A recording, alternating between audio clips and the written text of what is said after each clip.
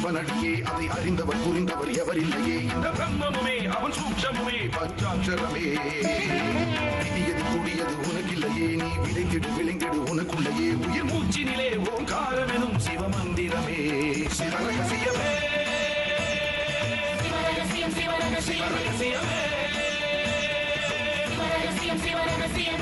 ஆதியும் அந்தமும் சிவனடியே அதை அறிந்தவர் புரிந்தவர் எவரில்லையே இந்த பிரம்மமுமே அவன் சூட்சமுமே பஞ்சாட்சரமே விதியது கூடியது உனக்கில்லையே நீ விளைந்திடு விளைந்திடு உனக்குள்ளையே உயிர் மூச்சினிலே ஓங்காரமெனும் சிவமந்திரமே சிவரகசியமே சிவரகசியமே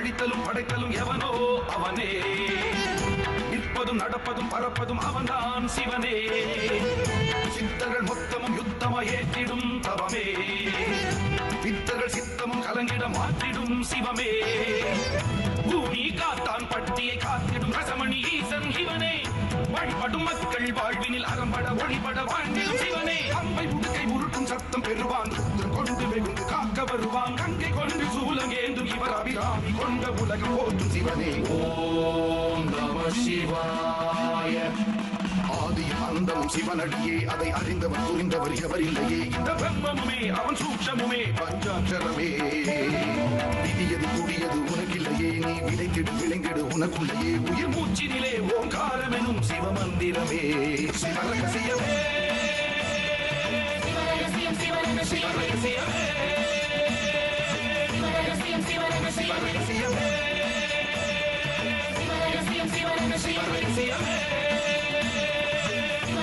சிவரகசியமே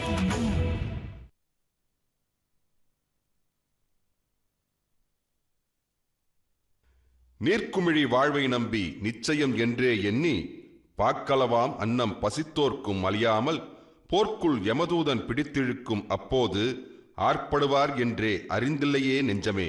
பட்டினத்தார். பூமி காத்தாம்பட்டியோட வரலாறு தெரியாம காரியத்துல இறங்குறத மண் குதிரையை நம்பி ஆத்துல இறங்குறதுக்கு சமம். நான் சொல்றத உன்னால ஏத்துக்க முடியலையா?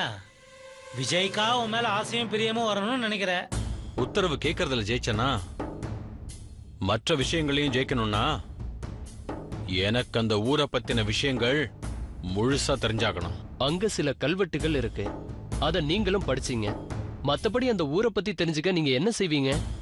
எதையும் தெரிஞ்சு சொல்ல யக்ஷினி தேவி இருக்கும்போது எனக்கு என்ன கவலை? யக்ஷினி திரிகால தேவதை, முப்பரிமாணம் கொண்டவள், எதையும் தெரிஞ்சு சொல்லக்கூடியவள். நான் இப்போதே அவளிடம் கேட்டு தெரிஞ்சு கொள்றேன். ஆசானே, யட்சினி யட்சினின்னு சொல்றீங்க, அந்த யட்சினி யாரு? எனக்கு ஒன்னும் புரிய மாட்டேங்குது. கொஞ்சம் புரியுற மாதிரி தான் சொல்லுங்க ஆசானே. ஒவ்வொன்னையும் தெரிஞ்சுக்க அதுக்கான கால அவகாசம் இருக்கு. இருந்தாலும் சொல்றேன். தேவர்கள், கந்தர்வர்கள், அசுரர்கள், அவர்களை போலத்தான் யக்ஷினியும். இவங்களை சாதாரண மனுஷங்களால பார்க்க முடியாது.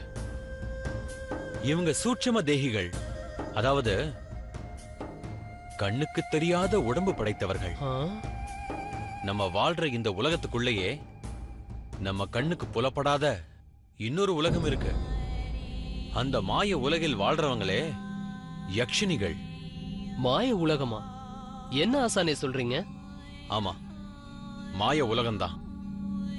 உன்ன மாதிரி சாதாரண மனுஷங்களுக்கு புலப்படாத மாய உலகம். போங்க ஆசானே, எனக்கு தெரியலங்கிறதுக்காக என்னென்னமோ சொல்றீங்க. அதெல்லாம் என்னால நம்ப முடியாத ஆசானே. ஓ, பெரிய நாத்திகன் ஆயிட்டியாக்கும்.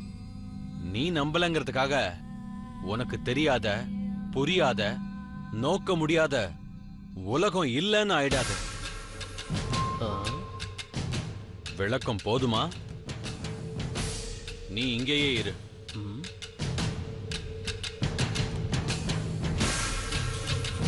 ஒண்ணும் புரியலையே. எல்லாத்துக்கும் கூட வச்சுட்டு இதுக்கு மட்டும் கலட்டி விட்டுறாரே.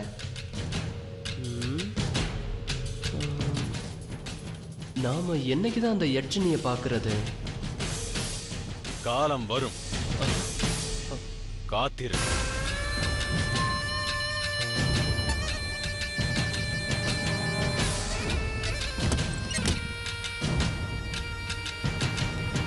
ச்சே. இவர் பக்கத்துல இருந்துகிட்டு மனசுக்குள்ள கூட பேசிக்க முடியல. ஷபா.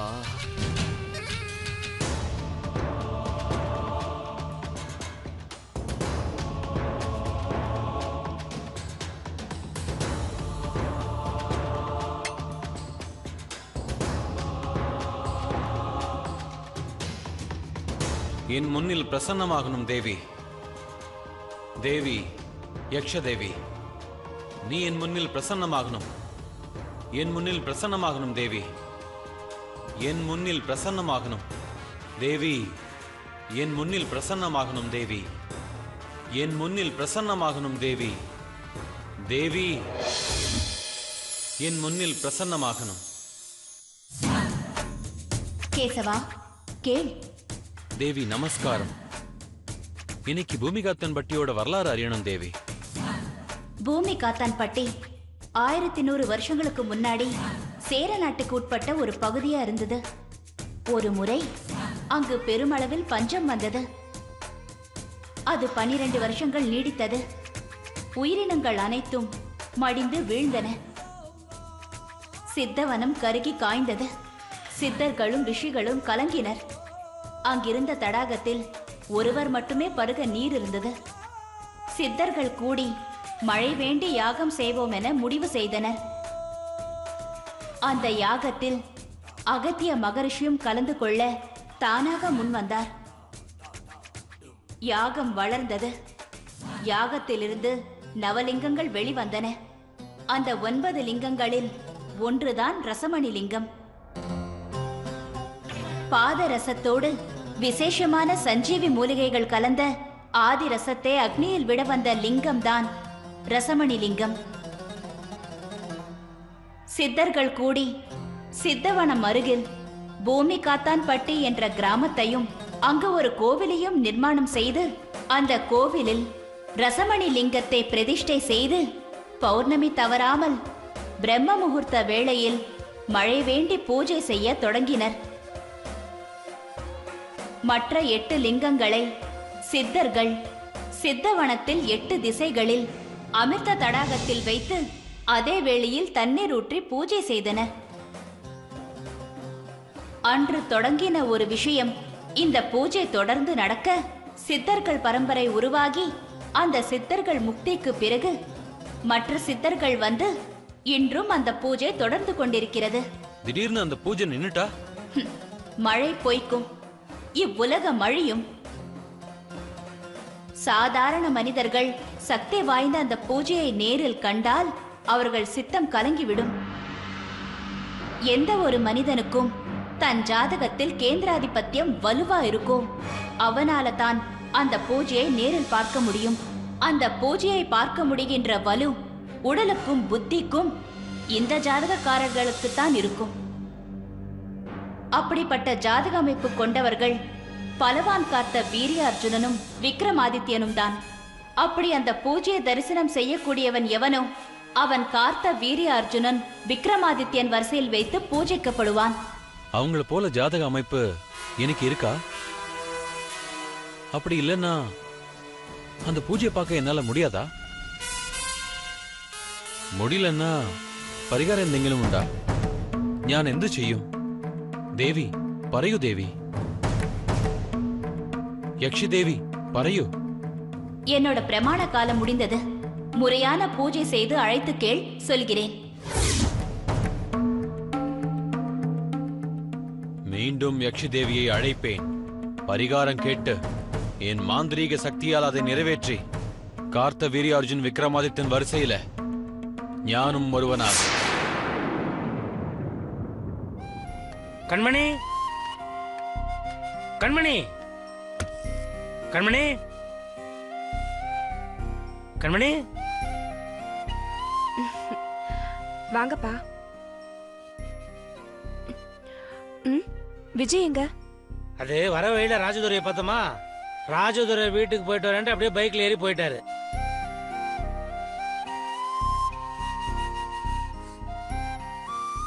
என்னம்மா யோசிக்கிற? விஜய் எதுக்காக ராஜதுரை வீட்டுக்கு போயிருக்கானு தானே?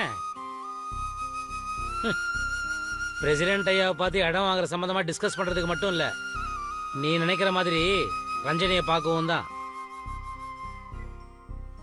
விஜய் போற வேகத்தை பார்த்தா எனக்கும் அப்படிதான் தோணுச்சு. அதனாலதான் சொல்றேன், விஜயை நீ உன் வழிக்கு கொண்டு வரணும். இப்போ எதுக்கு சிரிக்கிற? பின்ன என்னப்பா, நீங்க சொல்றத கேட்டா எனக்கு சிரிப்பு தான் வருது. உண்மையான நேசங்கிறது என்ன? நான் யாரு விரும்புறேனோ அவரோட உணர்வுக்கு மதிப்பு கொடுக்கறது தான்ப்பா. அப்போ விஜய் அந்த பொண்ணு மேல ஆசைப்படுறதை ஏத்துக்குவியா? விஜய்க்கு அந்த பொண்ணை தான் பிடிச்சிருக்குன்னா நான் அதை ஏத்துக்கிட்டு தான் ஆகணும். ஓ, பைத்தியக்காரத்தனமா பேசாதம்மா. உண்மையான காதல்னா என்ன தெரியுமா? எதுக்காகவும் யாருக்காகவும் காதலனை விட்டு கொடுக்காததுதான். நானும் விஜயவோ அவர் மேல வச்சிருக்கிற காதலியை விட்டு கொடுக்க தயாரா இல்லப்பா. ஆனா நீங்க சொல்ற மாதிரி நான் அவரை வளைச்சு போட்டுக்கிறதுக்கு எந்த முயற்சியும் எடுக்க போறதில்ல. நான் நானா தான் இருப்பேன். ஆனா எத்தனை காலம் ஆனாலும் சரி, விஜய்க்காக நான் காத்துட்டு இருப்பேன்பா. பாத்துமா, நீ மட்டுமே காத்துட்டு இருக்கிற மாதிரி ஆயிட போகுது. ஏன் சொல்றேன்னா, கிடைச்சாலும் சரி கிடைக்கலனாலும் சரின்னு ரெண்டும் கெட்டானா இருந்தா காதல்ல ஜெயிக்கவே முடியாது. என் காதல்ல நான் ரெண்டும் கெட்டானாலாம் இல்லப்பா. அதுல நான் உறுதியோட தான் இருக்கேன். அந்த உறுதி அவரை என்கிட்ட கொண்டு வந்து சேர்க்கும்னு நம்புறேன். என்ன நினைச்சு நீங்க ஃபீல் பண்ண வேண்டாம்ப்பா. எல்லாமே நல்லதாவே நடக்கும். சரிப்பா, நான் உங்களுக்கு டீ போட்டு கொண்டு வரேன். ம்.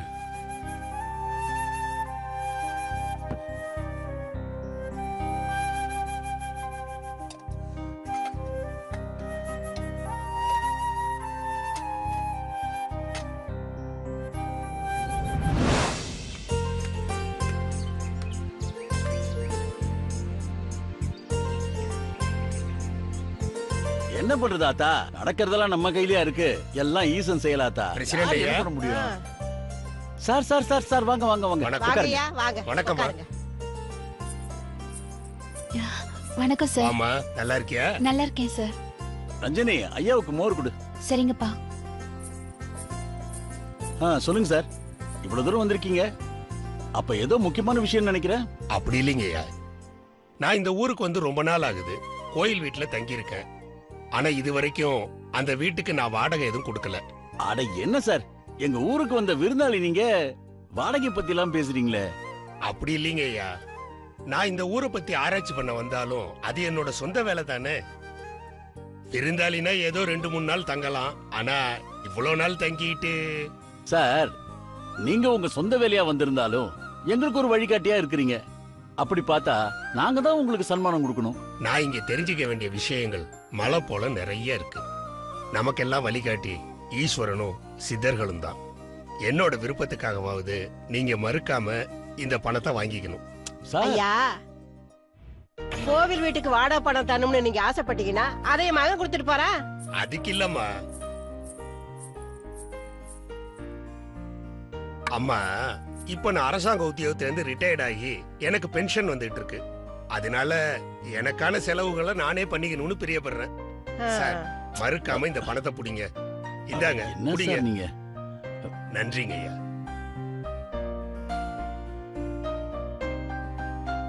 விஜய் எப்ப வராரு?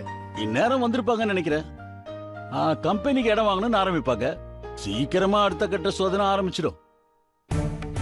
கவலைப்படாதீங்க ஐயா, எல்லாம் அவன் பாத்துக்குவான். அப்ப நான் புறப்படுறேன்.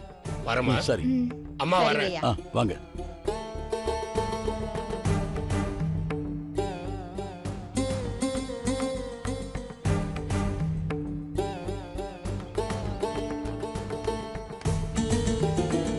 ஏன்பா, விக்ரமன் சார் வீட்டுக்கு வாடகை எல்லாம் கொடுக்கறத பார்த்தா இன்னும் நம்ம ஊர்ல ஏதேதோ நடக்க போகுதுன்னு அவர் எதிர்பார்க்கற மாதிரி தெரியுது. ஏமா சாமி உத்தரவு கிடைச்சிருச்சு. இனி விஜய் சும்மா இருப்பாரா? இந்த நேரத்துல அவர் தொடர்ந்து நம்ம ஊர்ல இருக்கிறதாமா நல்லது. வாங்க சார், வாங்க.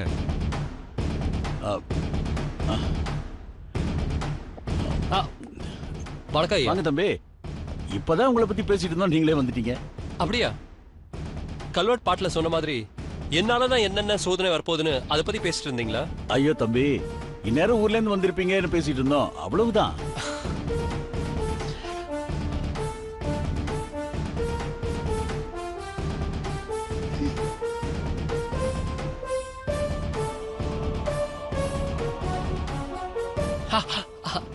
ஹாய் பாடி, எப்படி இருக்கீங்க? ஏதோ இருக்கப்பா, ஊரு நிலவரத்தை வேடிக்கை பார்த்துட்டு இருக்கேன். ஓ பாடி, நீங்க என்ன சொல்றீங்க எனக்கு நல்லா புரியுது. நான் இந்த ஊருக்கு நல்லது செய்யலாம் சுகர் ஃபேக்டரி ஆரம்பிக்க போறேன். சாதாரண வில்லேஜா இருக்கிற இந்த ஊரு ஃபேக்டரி வந்ததுக்கு அப்புறம் எவ்வளவு பெரிய டவுனா மாறப்போகுதுன்னு தெரியுமா? எல்லா ஃபெசிலிட்டிஸும் இங்க வரப்போகுது. நீ ஏதோ சொல்றப்பா, அமைதியா சுத்தபத்தமா இருக்கிற ஊரை ஆட்டம் பாட்டம்னு மாத்த போறீங்க. அந்த ஈசனுடைய முடிவு அதுவா இருந்தா நாங்க என்ன பண்ண முடியும்? சோ பாட்டிக்கு நாங்க வந்தது பிடிக்கல. ஆனா என்ன பண்றது பாட்டி, உங்க காலம் முடிஞ்சு போச்சு. வர ஜெனரேஷன் தகுந்த மாதிரி எல்லாரும் மாறிதானே ஆகணும். தாத்தா பாட்டிங்கெல்லாம் வெத்தல் பாக்கு இடிச்சு வாயில போட்டு அந்த காலத்தை ஆசை போட்டுட்டு இருக்க வேண்டியதுதான். தம்பி வாங்க, வந்து உட்காருங்க. அம்மா ரஞ்சினி, தம்பிக்கு காப்பி கொண்டு வாமா. தம்பி, அப்பா எப்படி இருக்காங்க? நல்லா இருக்காங்க. சாமி உத்தரவு கிடைச்சதுல அப்பாக்கு ரொம்ப சந்தோஷம். இன்ஃபேக்ட் இங்க ஒர்க் ஸ்டார்ட் பண்றதுக்கு இமிடியேட்டா ஏற்பாடெல்லாம் பண்ண சொல்லிருக்காங்க. எங்களுக்கு வேண்டிய பண்டிதரை பார்த்து பேசிட்டோம். இந்த ஊரோட தென்கிழக்கு மூலையில கம்பெனிக்கு இடம் பார்க்க சொல்லிருக்காங்க. 2 நாள்ல என்ஜினியர்ஸும் சர்வேயர்ஸும் வந்துருவாங்க. அதான் இந்த விஷயத்தை உங்ககிட்ட சொல்லிட்டு போலாம் தான் வந்தேன். as a president, ஊர் ஆளுங்க நமக்கு ஒத்துழைப்பு தரணும்னு நீங்க ஒரு வார்த்தை எல்லார்கிட்டயும் சொல்லணும். அதுக்கு என்ன தம்பி, சாமியா அனுமதி கொடுத்ததுனால ஜனங்களும் ஒத்துழைப்பு கொடுப்பாங்க. நீங்க முன்ன இடத்தை பாருங்க, அதுல ஏதாவது பிரச்சனைனா நானே வந்து தலையிடுறேன். சரி, கவலைப்படாதீங்க. வேற வேலை இல்ல. வெள்ளையா, நான்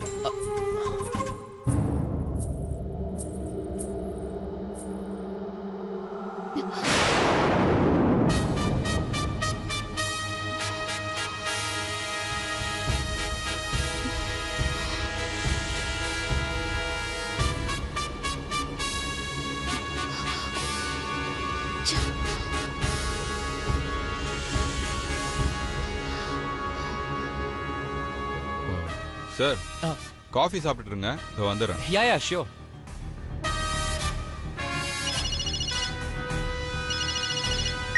ஹலோ, ஒரு நிமிஷம் போன் பேசிட்டு வரேன். ஹலோ, சொல்லுங்க. அப்புறம் பாட்டி, எனக்கு உள்ள கொஞ்சம் வேலை இருக்கு. போய் வேலைய பாரு. ரஞ்சினி,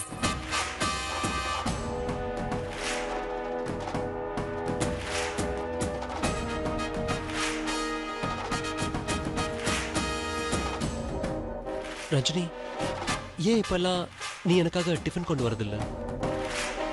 இன்ஃபேக்ட் நான் உன்கிட்ட நிறைய பேசணும்.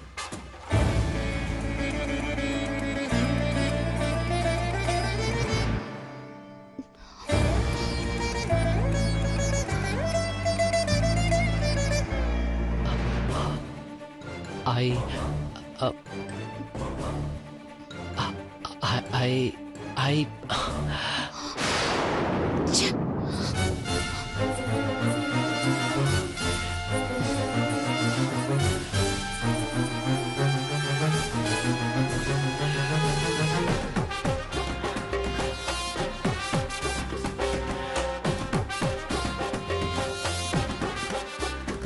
தம்பி, தொகுதி எம்எல்ஏ பேசினாரு.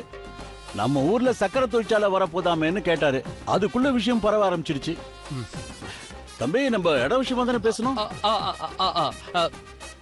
ஐயா, நான் முதல்ல எடுத்து பாத்துறேன், அதுக்கப்புறம் உங்களை கூட்டிட்டு போய் காட்டுறேன். நல்லது தம்பி, ஊர்ல இருந்து வந்திருக்கீங்க, களைப்பா இருப்பீங்க, ஓய்விடுங்க. சாப்பாடு செஞ்சு எடுத்துட்டு வர சொல்றேன்.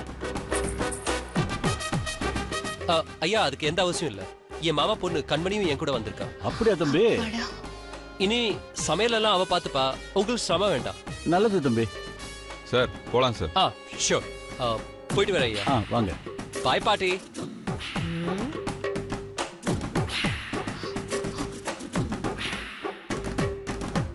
போலாமா சார்? போலாம். போயிட்டு வரேன் ஐயா. சரி தம்பி.